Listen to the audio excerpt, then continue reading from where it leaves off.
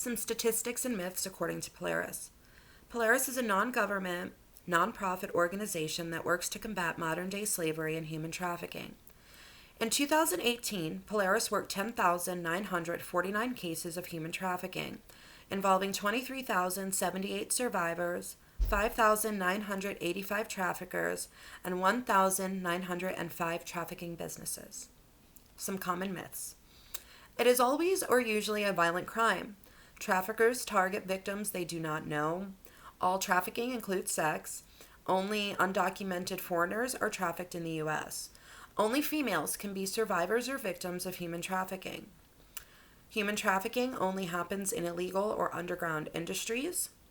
Human trafficking involves moving, traveling, or transporting a person across state lines or national borders. If a trafficked person consents to be in their initial situation, they can't be considered human trafficking, and it can't be considered against their will because they knew better. People being trafficked are physically unable to leave their situation, being locked in or held against their will. Many of these myths my story will touch upon. Now for some facts. Human trafficking wasn't made illegal in the U.S. until the year 2000, when the Trafficking Protection Act was passed, making it a federal crime. The U.S., alongside Mexico and the Philippines, were ranked as one of the world's worst places for human trafficking. In the U.S., there is no official number on the amount of victims, though it is estimated to be in the hundreds of thousands. Most cases are reported in California, Texas, and right here in Florida. The National Human Trafficking Hotline receives an average of 150 calls per day. Children are most vulnerable, especially those in foster care, who have been in the child welfare system, and 14% of missing children were likely trafficked. 50 women, one study in March of 2018, said they were sexually abused as victims on Backpage, a website that promoted sex for sale. This website has since been shut down, though others launch as quickly as they are shut down. 73% of 10,000 child sex trafficking reports received per year involve advertisement on the internet. First, I want to say it's by the grace of God that I'm able to be here today, that I'm able to share my story. So at first, some of these facts, they may sound surprising. They're not to me. The average age in which a person is first trafficked is between 12 and 14. I was 13 years old the first time I ever suffered this sort of abuse. I knew this person. This person was a neighbor. This person was a woman. She befriended me, manipulated me, introduced me to crack cocaine, and then to her crack dealer, where my services were exchanged for drugs. This was my first sexual experience. At that age, I had no way of knowing that I was trafficked, as it was not something anyone taught us in school or at home. I thought I was dirty. I was shameful. I felt guilty that I had done something wrong. I was there on my own. I was not chained to a bed. I consented. In my mind, it was my fault. As the years went on in my life, I began self-harming, cutting myself, expressing a desire to commit suicide. My behavior became more and more erratic. I was crying out for help, though I didn't realize it at the time. I visited with her several times, as this 35-year-old woman paraded me around men. She called me her girlfriend. She was introducing me to other adult men looking to have sexual relations with girls. This unfortunately shaped a very poor self-image, and my worth was defined as only being good for one thing. When arriving to Florida as a young adult, I was in my early 20s, Craigslist was taking over Southwest Florida. I had a cousin who was addicted to Xanax pills and pain pills, and the friends I had met, they put this idea in my head that I could make money from the company of men by using the internet, or referring me to people they knew that were willing to pay for sex. So there I am, I'm making money, I would get pills from my cousin, and it wasn't long before I started taking them myself. This got the ball rolling, stirred up those beliefs and ideas that had been instilled in me from the ages of 13 to 15. I found myself increasingly in worse situations as the years went on. Escort services asking me if I wanted to work for them, men offering larger sums of money to go on extended vacations with them, and producers of films asking if I wanted to make movies. I dodged a lot of bullets, fear preventing me from doing these things, that feeling in my gut that says beware. I listened to it quite a few times.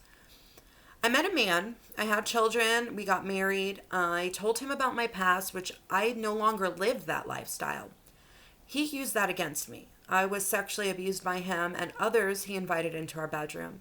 Sometimes for money, sometimes for drugs, and sometimes just for his own sick amusement. I divorced him. I signed my rights over to my parents, only to find a boyfriend who sent my drug addiction into overdrive and who sexually abused me himself for a long time, breaking me down to eventually a point where I was making money for both our addictions.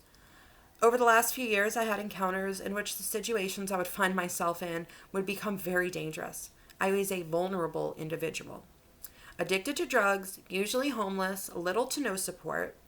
While reaching out for help, this included hospitals, law enforcement. I was labeled a drug addict, I was labeled paranoid, or I was told, what do you expect? You put yourself in those situations. In the midst of these last years, I came into contact with Into the Jordan Ministries, and they helped me to realize that I was indeed a victim of something more. I'm so appreciative of that. I believe there's a stigma in the community, in the country, and in the world of what sex trafficking looks like.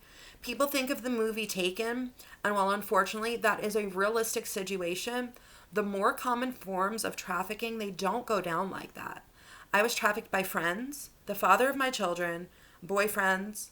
I've been trafficked by men and women alike. I think it's important for people to know that drugs and sex trafficking, in my experiences and in the experiences of many women I have spoken with, they go hand in hand. I believe that understanding that someone may be addicted, homeless, putting ads up on their own at times, that does not mean they consent to being drugged, coerced into doing sex acts they aren't comfortable with. That doesn't mean they're not a victim of sex trafficking. I believe that understanding that if someone is reaching out, that they may not be able to articulate what is happening to them. So while it may look like they're not being forthcoming, that it's very difficult for them to communicate what they're going through. In my case, there were times where there were a lot of drugs involved, where I would have been able to even make a conscious consent. And then when trying to get help, didn't even know the details of everything that had happened to me. I was turned away as I had put myself in that situation and I was a drug addict. I believe that education to law enforcement, hospitals, EMTs, churches, anyone that has the probability of working with these individuals, these vulnerable people, it's imperative. I think that survivors working with other survivors in the community is without parallel. No one can understand or explain like someone who has lived, experienced, and overcame trafficking themselves. Many times trying to get help, I was inadvertently re-victimized by the same people I was asking to help me. Whether it be by intrusive questions, degrading comments, or badgering. I feel a victim while first making contact should not have to prove their case right then and there. But at first contact, be greeted with someone trauma-informed who can help them get through that first initial meeting.